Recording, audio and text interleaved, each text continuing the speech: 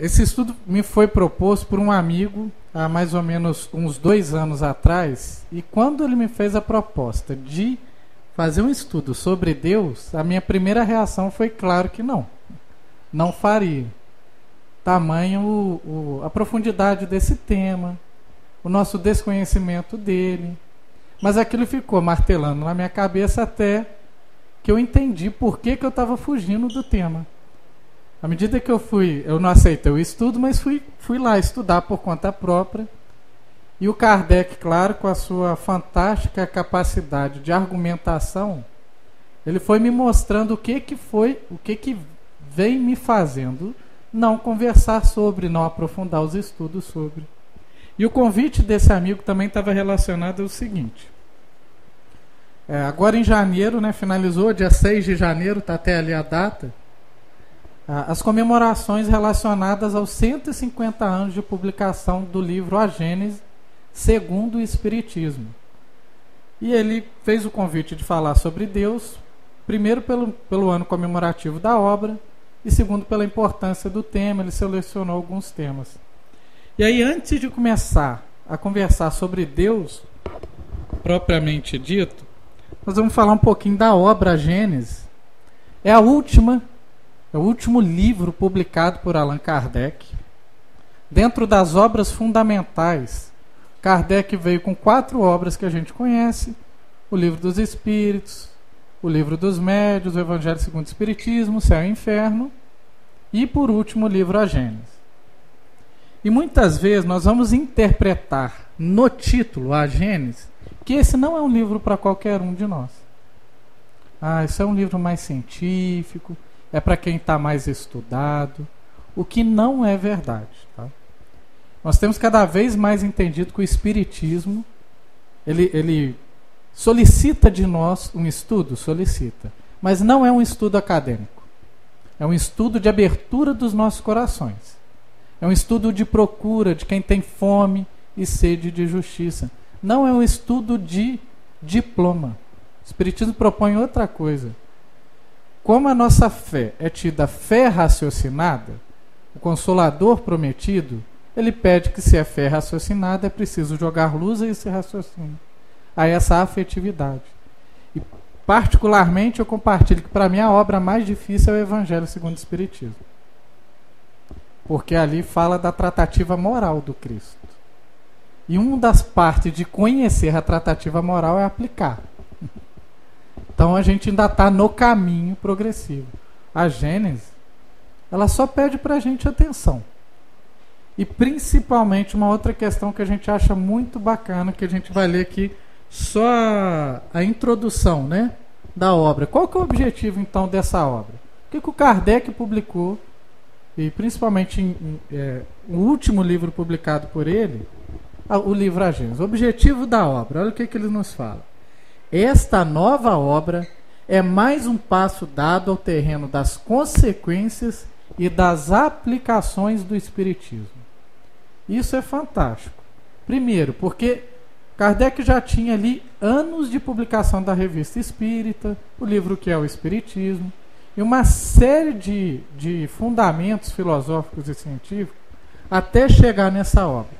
Talvez essa seja a obra de maior maturidade da doutrina espírita, onde o Kardec já tinha jogado para todos os pensadores ali daquela época que se preocupavam com a religião e com a filosofia, para debater os temas centrais. Quando ele vai falar que essa obra é mais um passo dado no terreno das consequências e aplicações, o Espiritismo não é simplesmente para arrefecer o nosso raciocínio. O objetivo do Espiritismo é impactar a intimidade, trazendo consequências positivas. A obra mais madura, o Kardec coloca no primeiro parágrafo dela exatamente essas palavras. É mais um passo dado. Conforme seu título indica, tem ela por objeto de estudo 3 pontos até agora diversamente interpretados e comentados.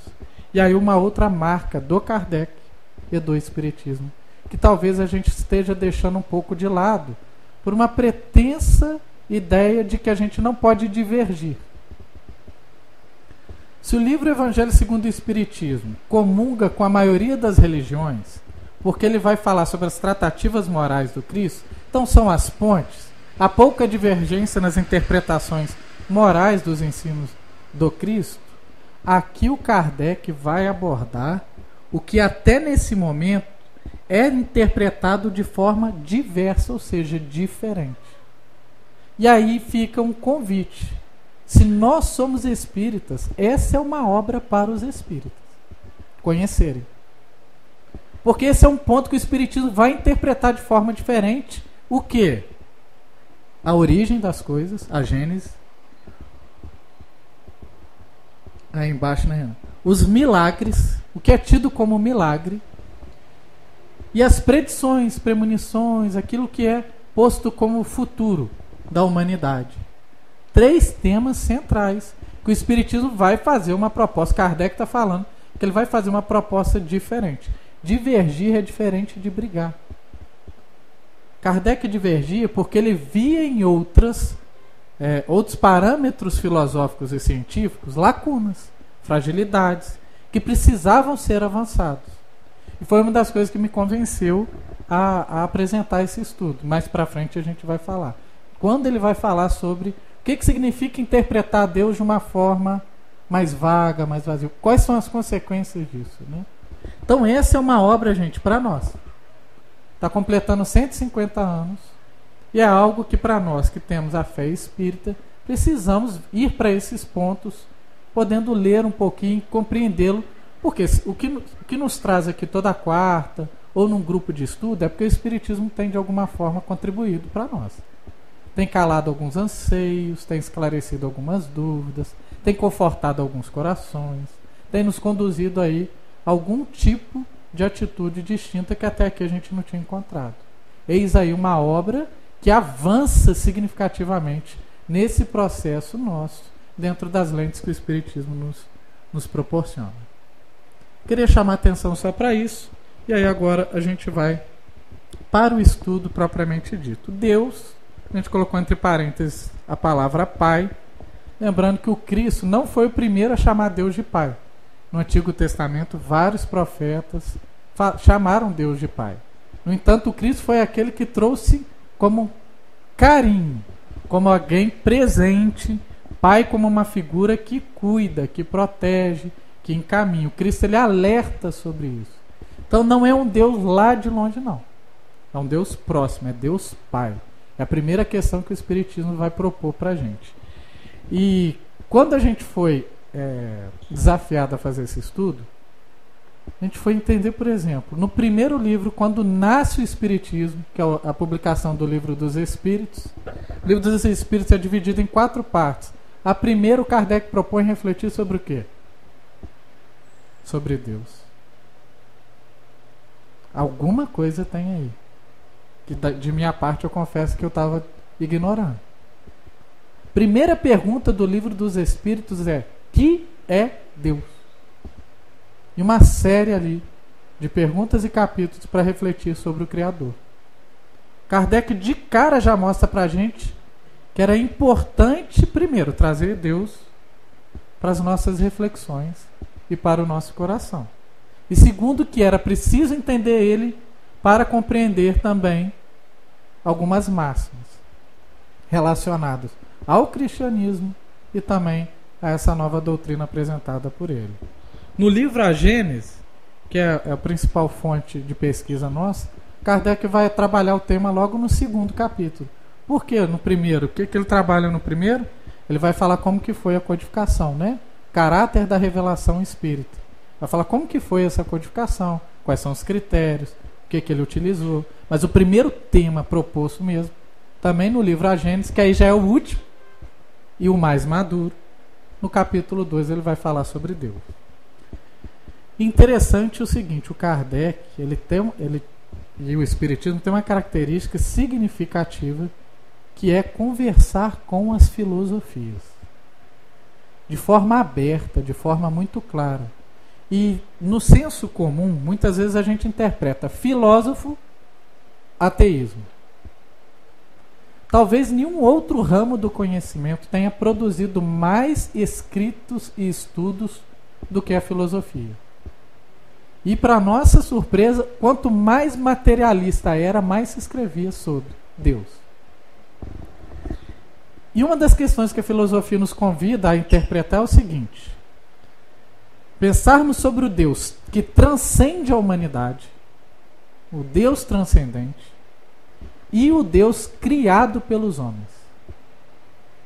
Então, o Deus criador, transcendente, e quase que um Deus criatura, que é o Deus, a imagem e semelhança do homem. O Kardec e o Espiritismo vai para o Deus transcendente, o Deus criador. Nós, imagem e semelhança dele. A gente está citando isso porque, em termos de cultura religiosa, ainda em alguns aspectos colocamos atributos humanos para o Pai, para o Criador. E isso fez diferença na maioria dos dogmas que nós colocamos como centralidade para as nossas vivências, interpretação desse Criador. Então, Kardec, em comum acordo com a maioria dos autores da filosofia, vai conversar conosco sobre esse Deus que transcende, está acima. Limitados somos nós, ele é o ilimitado. E aí, um apóstolo muito atuante, talvez sem ele não estaríamos aqui reunidos nem em nome do cristianismo, que é Paulo de Tarso. Logo no final do Livro dos Espíritos, ele vai falar o seguinte: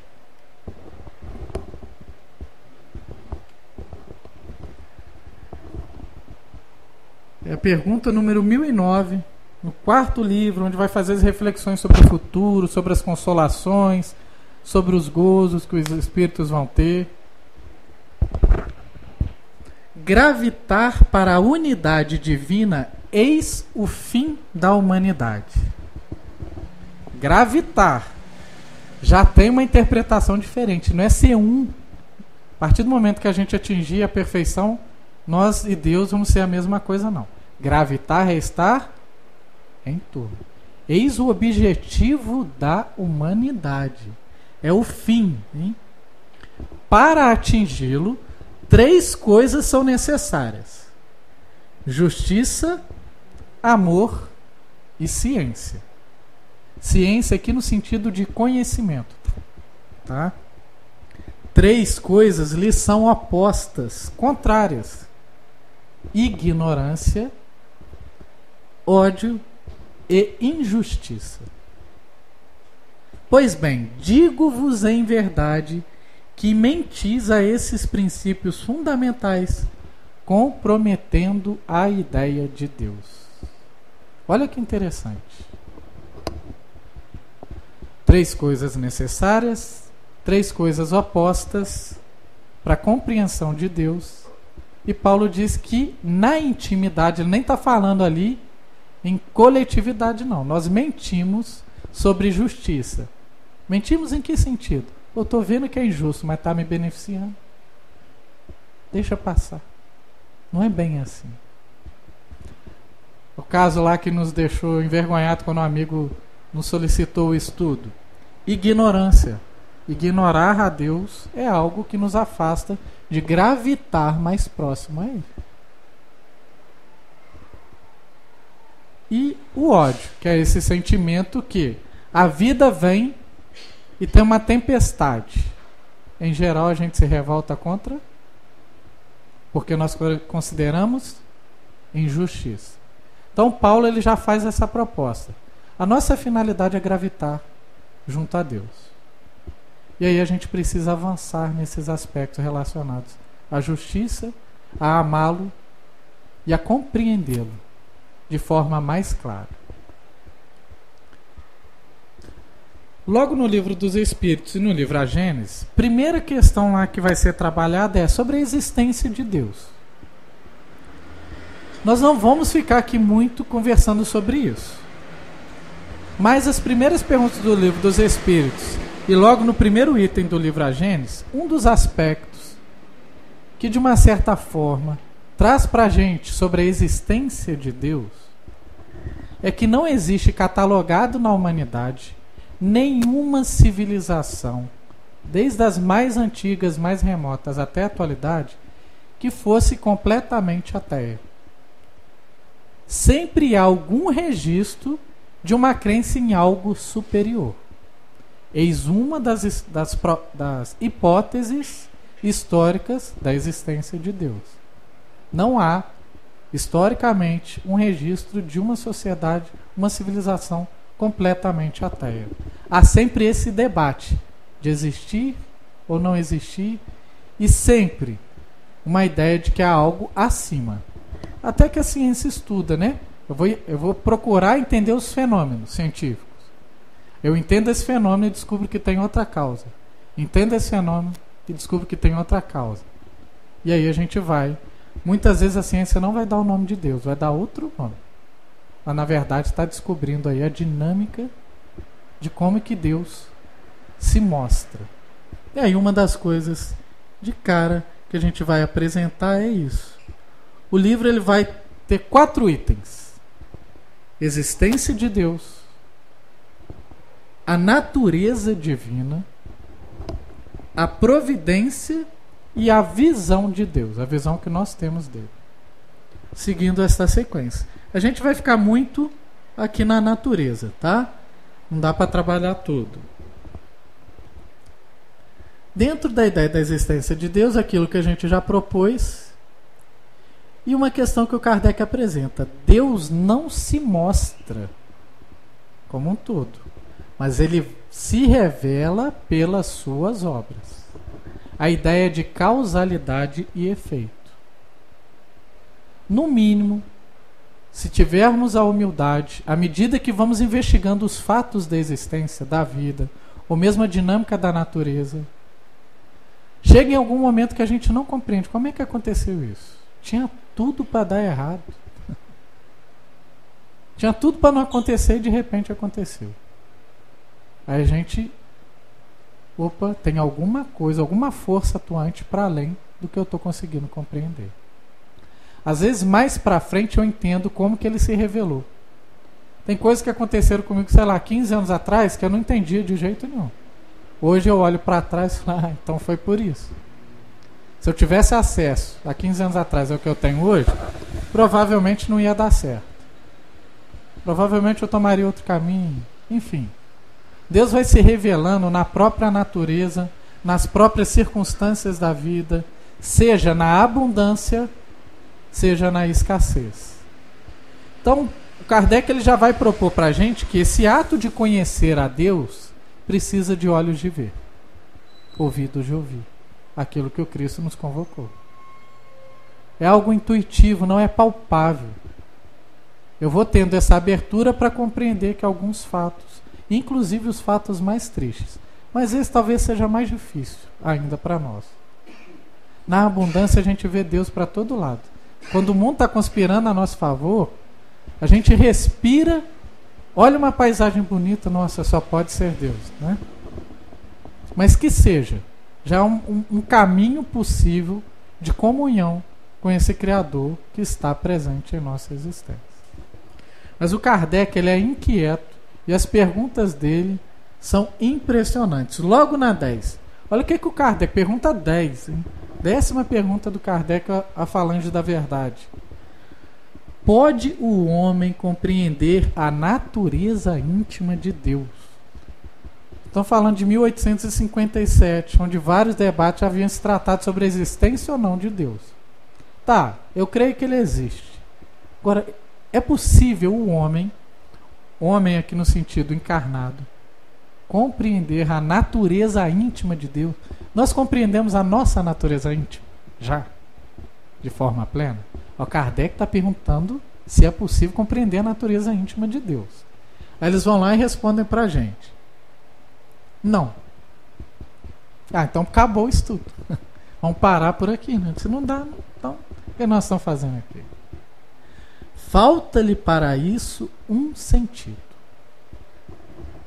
Então ele está falando não, mas nunca.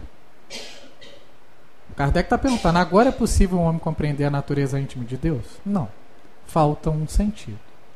Aí o codificador segue: será dado um dia ao homem compreender o mistério da divindade? Então tá, eu aceitei a resposta, falta sentido. E não dá nem para discordar disso, né? Mas um dia será possível? Um dia eu compreenderei a divindade? Porque se a doutrina espírita é uma doutrina que é um motor para a gente, ela convoca a gente para frente, para seguir. Se essa questão me inquieta, hoje não dá. Mas tá, mas o que eu tenho que fazer? Como que eu vou fazer para chegar lá? Vai ser possível? Porque senão eu não vou nem gastar energia com isso. Ao mesmo tempo, dependendo da resposta, eu não posso ser indiferente. Então eles vão lá e respondem. Quando não mais tiver o espírito obscurecido pela matéria e pela sua perfeição, se houver aproximado de Deus, ele o verá e o compreenderá. Então, se na pergunta 10 a gente dá uma desanimada, na pergunta 11, o que deve ser compreender e ver Deus?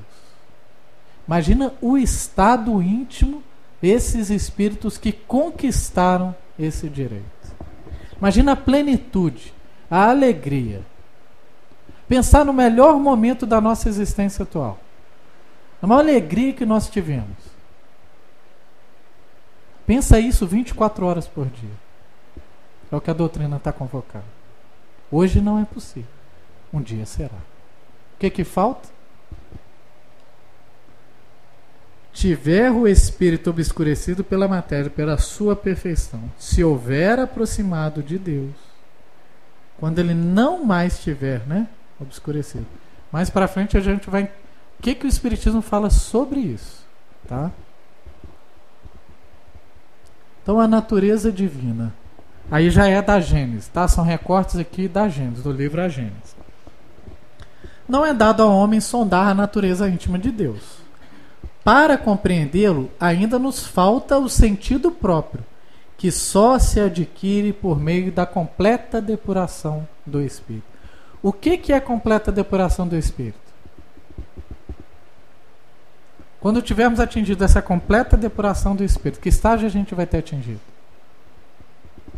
Seremos espíritos puros. Espíritos puros. Se um dia será, significa que a gente está gravitando para esse fim, para essa finalidade. Essa é, o Divaldo gosta de falar, inexorável. A lei do progresso é inexorável. Então por que dói tanto? Porque a gente está segurando, a marcha é para frente e a gente quer ficar por aqui. Por isso que dói. Porque se a gente seguir esse fluxo, se a gente entrar mesmo no fluxo das leis de Deus, as coisas começam a acontecer com mais leveza. Então o que a doutrina espírita está falando é: os espíritos puros compreendem e veem a Deus. Na Revista Espírita de 1866, Kardec faz uma pergunta para vários espíritos da Falange da Verdade. Lacordaire, São Luís, Santo Agostinho. Pergunta assim: quem são os Messias? No plural. Jesus é o Messias, não é? Esses espíritos vão responder assim: são os Cristos que atingiram o grau supremo da depuração do espírito. São espíritos puros. Eles vão interpretar o seguinte: que Cristo é um estado espiritual. Atingiu um estado espiritual. Dentro dos Cristos, aqueles que estão no cume, ou seja, dentro deles tem os mais evoluídos e os menos. Eles cumprem ordens diretas de Deus. Olha que fantástico. Por isso que muito tempo nós confundimos Jesus com Deus. Ele não disse: eu e o Pai somos um. Por quê? Porque ele está cumprindo a ordem de Deus. No livro A Gênesis mesmo, lá de Moisés, do Antigo Testamento. E Deus diz: faça-se a luz. E a luz se fez. Quem que cumpre a ordem de Deus na terra? Os Cristos. Jesus. E toda a sua equipe. Não é que Deus diz: faça-se a luz, e a luz se fez. A vontade de Deus é a luz na terra. Quem que vai operar isso? Os Cristos. Jesus, que está no leme. Então a convocação para compreender melhor a Deus, quanto mais depurar meu espírito, mais eu vou ver as revelações de Deus nas suas obras. mais eu vou ter essa sensação gostosa, prazerosa, aliviante e de muito fluxo de amor, de compreendê-lo. Aí foi caindo a ficha para mim. Opa, por que eu estou fugindo disso, né? Por que eu estou fugindo desse estudo? Mas se não pode penetrar na essência de Deus, o homem, desde que aceite como premissa a sua existência, acho que é o nosso caso, pode pelo raciocínio chegar a conhecer-lhe os atributos necessários, porquanto, vendo que ele absolutamente não pode ser, sem deixar de ser Deus, deduz daí o que ele deve ser. Olha a humildade do Kardec. Eu não sou capaz de compreender a natureza íntima de Deus, mas os seus atributos, com o meu raciocínio, eu posso. Por exemplo, se eu acho que o que aconteceu na minha vida é injusto, mas eu acredito num Deus perfeito, como é que eu resolvo isso? Opa, um atributo de Deus é a perfeição suprema. Ah, então eu vou pedir ajuda a esse Deus para entender por que aconteceu. Significa que eu não vou sofrer, que eu não vou chorar, que eu não vou sentir, que eu não vou machucar? Não. Eu vou machucar, vai doer, vou sofrer. Só que significa que eu vou convocar Deus para me ajudar a sair daí.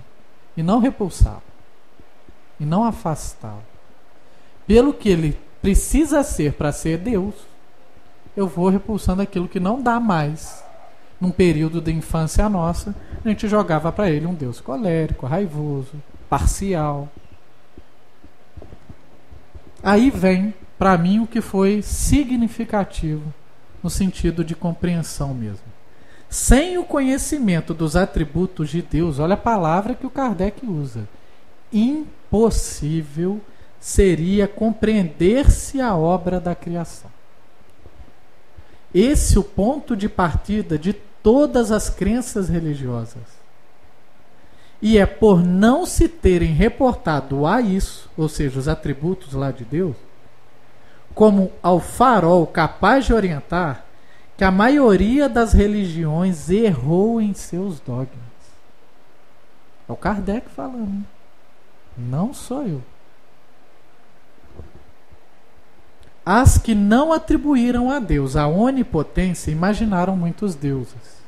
As que não lhe atribuíram soberana bondade fizeram dele um Deus cioso, colérico, parcial e vingativo. Kardec está dizendo que um dos motivos de termos desviado várias vezes da rota, coletivamente, é porque não tivemos a prudência, a vontade e a abertura de compreender os atributos de Deus transcendente. O Deus, à imagem e semelhança do homem, é um Deus para arrefecer as nossas vontades. E aí o Cristo finaliza o Pai Nosso como? Seja feita a tua vontade. E esse é o Deus transcendente que o cristianismo nos convoca a aceitar. Só que o Kardec fala que isso não é qualquer coisa. Em termos coletivos, isso nos fez desviar.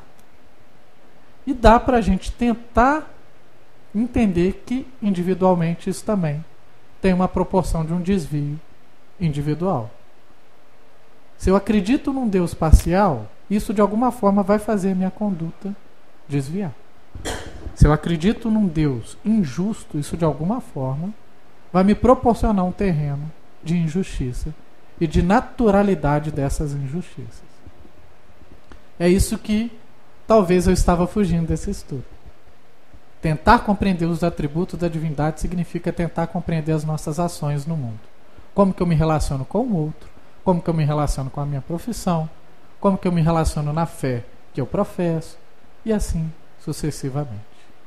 E eis aí a carapuça serviu, e a gente convoca a todos nós a cada vez mais trazermos esse Deus Pai para a nossa compreensão. Porque durante muito tempo acreditamos. Primeiro vem o avanço moral e depois o intelectual. O Espiritismo e o Cristo deixam muito claro.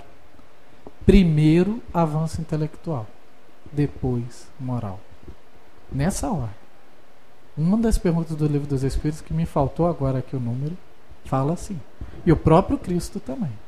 Conhecereis a verdade e a verdade vos libertará. Por quê? Porque o bem tem que ser consciente. O bem não é algo aleatório, sem querer, não. Eu estou fazendo o bem porque eu quero. Porque eu entendi que isso é melhor para todos e também para mim. Conhecer, sentir, vivenciar. Então a gente vai para a parte de tentar conhecer um pouquinho melhor esses atributos de Deus. Atributos da divindade, tem vários, né? Mas a gente vai propor aqui 7 atributos. Vai falar um pouquinho, dando mais ênfase para alguns ali. Não é simples, não é fácil, mas essas são as nossas primeiras aproximações. E assim, eu sou muito grato ao que eu consegui extrair dentro daquilo que a Falange da Verdade, o Kardec e alguns filósofos ateus escreveram sobre esse Deus transcendente aí. Deus, inteligência suprema, Deus eterno, Deus imutável, Deus imaterial, único, onipotente, soberanamente justo e bom. Primeiro Deus, inteligência suprema. Se é pelo raciocínio que a gente está começando, apesar de não ser possível separar sensação, sentimento, afetividade de raciocínio, está tudo junto. Mas se é pelo raciocínio, o primeiro ato de humildade de um crente, de um temente a Deus, é compreendê-lo como inteligência suprema. Não é à toa que Sócrates, em uma de suas últimas falas, enquanto encarnado, é aquela que tudo sei que nada sei. Ele foi desafiado na época dele, que eles falavam que ele era o mais inteligente da sua época, no contexto em que ele estava. E ele não aceitava isso. E ele foi procurar várias pessoas da sua contemporaneidade que tinham grande destaque em suas áreas de conhecimento. Ele foi lá investigar mesmo. Não era qualquer questão para ele. E o que ele descobriu? Qual que era a fragilidade? Que aquelas pessoas achavam saber mais do que sabiam. Qual que era a grande sabedoria que ele descobriu em si? Que cada passo que ele dava, mais desconhecido das coisas da terra, do mundo e de Deus, ele tinha. Ato de humildade. A ciência não está agora falando em multi-universos? Cada vez que a gente avança, parece que um véu descortina que tem mais desconhecido ainda.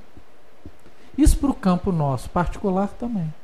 Às vezes eu sou muito bom em um aspecto, mas em outros tantos. E é por isso que a gente está inserido numa sociedade diversa, porque cada um vai contribuir em uma parte. Ter esse ato de humildade ante as questões da vida, compreendendo que essa inteligência suprema só deixa acontecer aquilo que é para o nosso burilamento, vai respeitar o nosso livre-arbítrio. E aí uma das coisas que talvez eu não chegue ali, sobre a providência divina. Como é que eu aceito livre-arbítrio e providência divina? O que é determinado e o que é do meu ramo de escolha? Dentro das nossas escolhas, à medida que a gente escolhe, Deus proporciona o melhor como opção. Deus abriu 1000 portas aqui e uma que não era para eu ir, mas eu fui por ela. Ele vai abrir outras 1000 portas ótimas. E assim vai a providência, sempre atuando para o melhor para nós. Porque Ele é a inteligência suprema. O leque de opções é sempre o melhor. Inclusive o que eu optei, entre aspas, equivocadamente. Porque ali vai me gerar um desconforto, um sofrimento, que talvez me faça acordar. Então a bondade de Deus é infinita, respeitando o nosso livre-arbítrio, porque não vai perder tempo em julgar. Isso é conosco. Mas você viu o que a fulana fez? Mas você viu o que o fulano falou? Isso é pra gente. Deus não está preocupado com isso não. Ele vai respeitar o que você falou, o que você fez, o que você machucou, e abrir 1000 leques de opção para você compreender que esse não seria o melhor caminho. Essa é a inteligência suprema. Deus é eterno. Esse aí me deu pano para manga. Como é que nós que somos limitados, de uma certa forma não, somos temporais. Em que sentido? Nós tivemos início. Como é que nós vamos compreender alguma coisa que não teve início e não terá fim? Como é que o limitado compreende o ilimitado? Como é que eu vou entender a eternidade, meu Deus do céu? Herculano Pires, um livro... meu Deus, fugiu. Sobre o tempo. Ele vai falar sobre a eternidade de uma forma muito bacana. Ele vai falar que tempo é lugar. Tempo é lugar. Vamos fazer uma outra analogia. Essa mesa e essa toalha. Se nós tentarmos compreender o tempo aqui, a toalha é o tempo. E a mesa, que é o suporte, é o que está fora do tempo. Seria o eterno. Primeira questão difícil para a gente entender. Eternidade significa fora do tempo. Esse tempo é uma referência humana, não divina. Ainda está muito subjetivo, não está? Está muito subjetivo. Porque a gente, tudo é tempo. O relógio ali ele vai dar 60 minutos, é uma hora. 24 horas vai passar um dia, 365 ou 66, vai passar um ano. A gente está marcado pelo tempo. Ainda bem, a gente vai entender por quê. Ainda bem. Então, como que eu entendo algo fora do tempo? Vamos então para o lado da afetividade. Pensa numa pessoa que você ama muito e tem muito tempo que não vê. Um tempão. É uma pessoa assim que faz seu coração acelerar, se sentir melhor. Agora são 20 para as 9. Essa pessoa liga, fala assim: tudo bem? Tudo bom, Ângela? Amanhã 3 horas estou chegando aí, a gente pode se encontrar? Claro, vamos sim, estou com uma saudade imensa. Desligou. De hoje, 20 para as 9 até amanhã 3 horas, vai passar rápido ou devagar o tempo? Mas não mudou, continua ali, cronologicamente 60 segundos, 60 minutos, 24 horas. Opa, então tem algo fora do tempo. O Herculano Pires fala que tempo é presença. Chega amanhã 2h30 e não chega 3 horas de jeito nenhum. Parece que passou uma semana, mas não passou essas horas de espera. Enfim chegou. A pessoa chegou, a gente abraça, mostra a nossa saudade, vamos conversar. Tudo bem, olha, mas eu tenho que voltar 8 horas da noite. De 3 às 8 vai passar devagar ou rápido? Rápido. Mas o tempo é o mesmo. Só que a nossa presença naquele momento é diferente. E o momento agradável passa sem perceber. O momento desagradável é uma eternidade. A ideia de fogo eterno. O André Luiz não ficou 8 anos lá até entender que ele estava no umbral e lembrar de fazer uma prece? Ele não tem essa cronologia. Mas aquilo foi uma eternidade para ele. Opa, então eternidade é presença. E a presença de Deus é esse momento de 3 horas às 9, com a pessoa que a gente mais ama. É essa alegria, esse entusiasmo que nos faz sair do tempo. Não tem passado, não tem presente, não tem futuro. Tem presença. A eternidade de Deus é a presença dele o tempo todo junto a nós. Esse é o Pai, que não está lá, está aqui. Está aqui. Essa é a eternidade de Deus. Essa é a doutrina consoladora. Esse é o Cristo que nos vem trazer um Pai de amor. Aquilo que há de melhor. Quando a gente sai do tempo para viver algo de bom, eu estou entendendo a presença de Deus na minha vida. A gente precisa dar o pulo para o gato que quando a gente sai do tempo, naqueles dias tortuosos, tempestuosos, que Deus também está presente. Na abundância, a gente vê Deus em todos os lugares. No vale, a gente olha para cá e não enxerga. Olha para lá e não enxerga. Para onde que eu tenho que olhar? Aqui. Na escassez, Deus está costurando dentro, não fora. A gente está procurando no lugar errado. Essa é a eternidade do Criador. São aproximações, é claro que é muito mais do que isso. Mas saber que Deus é presença o tempo todo na nossa vida penso que é algo que nos conforta, que nos consola e que nos ativa para frente. Essa é a ideia de conhecer um pouco dos atributos do Pai. Imutável. Essa então, tudo na vida é mudança. Tudo. Eu nasço careca, cresce cabelo. Eu fico mais velho, o cabelo cai. Eu nasço pequeno, vou crescendo. Chega um momento da vida que a gente volta a diminuir um pouquinho de novo.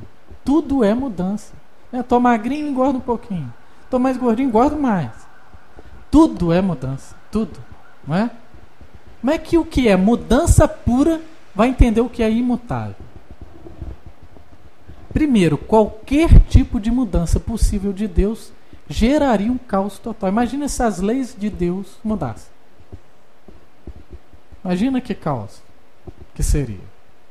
É um caos não mudando, né? Até a gente compreender isso tudo, essa dinâmica, e entrar nesse fluxo eterno do amor de Deus.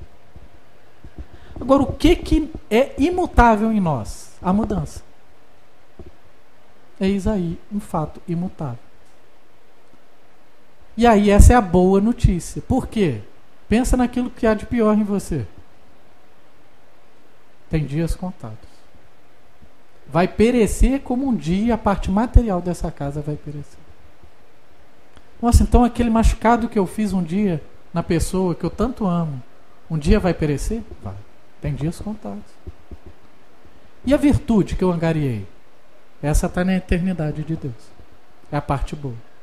Não passa. Essa é a parte imutável. Ela só burila. Ela só melhora. Mudar, não. Eis aí o diálogo que o Paulo de Tarso fala para a gente travar o bom combate. Deixar o homem velho, que venha o homem novo. Mas passou um tempinho, esse que era novo já está ficando para trás. E eis aí a sucessão do progresso que a espiritualidade nos propõe. Para a nossa melhoria. Ainda bem que mudamos. Ainda bem que não acreditamos mais na síndrome de Gabriela, né? Eu nasci assim, eu vivi assim, eu morri assim. Pelo amor de Deus, né? Espíritas não podem acreditar nisso. Já estou muito velho para mudar. Como assim? Está se confundindo com o corpo. O corpo tem idade. E o espírito não. Consegui mudar no último dia da minha existência, meu filho, glória. Porque na eternidade, na erraticidade ia ser mais difícil para você mudar. Você mudou no último dia? Ótimo. Excelente. Já vai abrir outro leque de opções para a gente. A imutabilidade de Deus está relacionado à sua inteligência e à sua bondade. Se ele mudasse, algo estaria diferente. Isso estava lá no Antigo Testamento. A gente vai trazer só um trechinho, só para a gente compreender. Rapidinho. Deus imutável, né? Está em Malaquias, livro de Malaquias. É como se fosse Deus falando para os seus servos. Eu, o Senhor, eu não mudei. Absolutamente. Vós, porém, não cessais de ser filho de Jacó. Desde os tempos de vossos pais, vós vos afastais do meu preceito e não os observai. Voltai para mim. Gravitar em torno dele. Deus está convocando a gente o tempo todo. Por que ele está falando, eu não mudei? Porque nós colocávamos atributos humanos no divino. Acontecia alguma coisa, um povo era dizimado, uma região era massacrada. Ah, esse Deus é vingativo, está vingando. Ele era bom com a gente, agora é ruim. Eu não mudei. Vós afastais dos meus preceitos. Voltai para mim.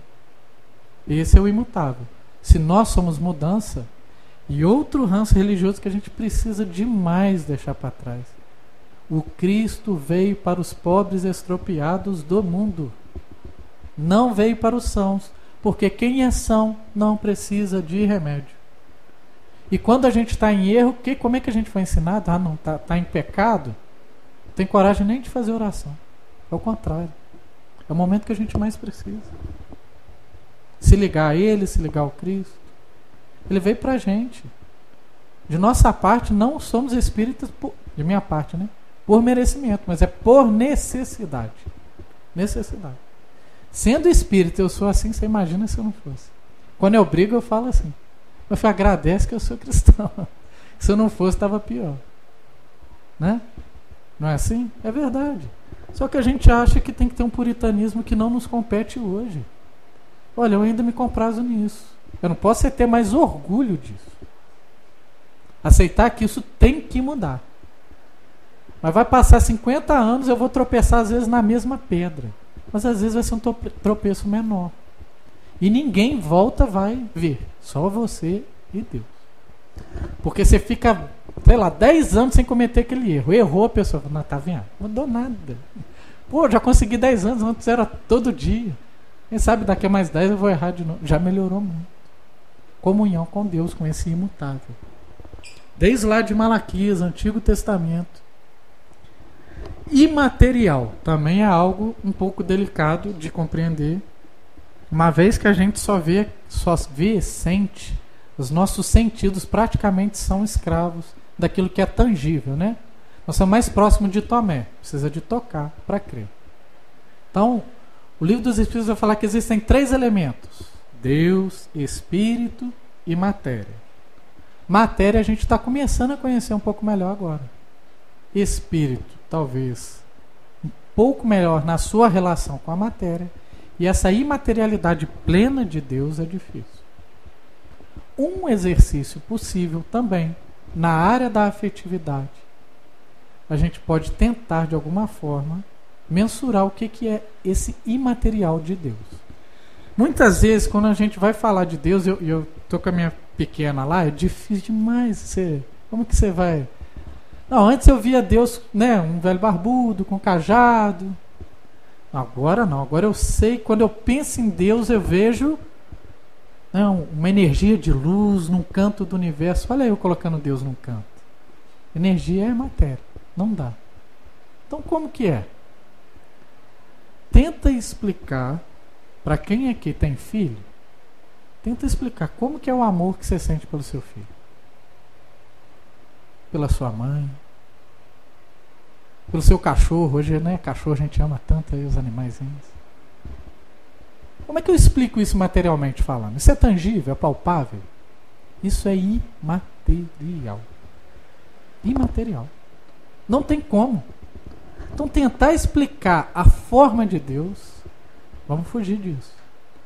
Ele é isso que é sentido sem ser explicado, sem ser tocado. É uma compreensão muito sutil. É essa relação que não é possível palpar. Escapa, transcende o raciocínio. É preciso ter abertura para aceitar. E mais do que isso, de alguma forma, nesses espaços sentir. Quando eu estou tendo esse sentimento de amor por quem quer que seja, eu estou vivendo a imaterialidade de Deus. Eu estou me relacionando, vivendo não, me relacionando com essa imaterialidade de Deus. Aquilo que não é nem espírito nem matéria. É o melhor e o mais sublime dos sentimentos. O Deus único. Não vou ficar muito aqui no Deus único não, porque pra gente, né, tá resolvido. Se tivesse outro Deus, um dos dois já não era Deus, porque teria algum ponto frágil, algum ponto falho. Onipotente é o poder pleno de Deus, essa ideia de entrega. Muitas das nossas dores é porque eu estou segurando aquilo que não é para eu segurar. Porque eu não estou acreditando no poder de Deus. A vida está falando para soltar, mas meu Deus, se eu vou soltar, não é possível, que vai dar errado. Acredita na onipotência. Acredita no poder de Deus. Se é para soltar, solta. Outras tantas a gente solta aquilo que era para segurar. Esse é o poder de Deus. E aqui Deus soberanamente justo e bom. Essa é uma das grandes contribuições do Cristo e do Espiritismo. Em Espiritismo, a palavra justiça não aparece isolada de bondade. Justo e bom. Amor, misericórdia e justiça. No Livro dos Espíritos está lá, 10 leis morais. A única que não é sozinha. A lei de amor, justiça e bondade. Atributos de Deus. O que não é sozinho? Justiça e amor. O Deus, a nossa imagem e semelhança, era justiça e vingança. O Deus transcendente é justiça e amor. E bondade. Suprema bondade. Aí essa nossa relação de amor com Ele. No Novo Testamento a gente só trouxe 2 trechos. de Marcos e de Lucas ali, para a gente relembrar que o Cristo já havia falado isso. Está lá um dos apóstolos perguntando assim: bom mestre, que devo fazer para ganhar a herança da vida eterna?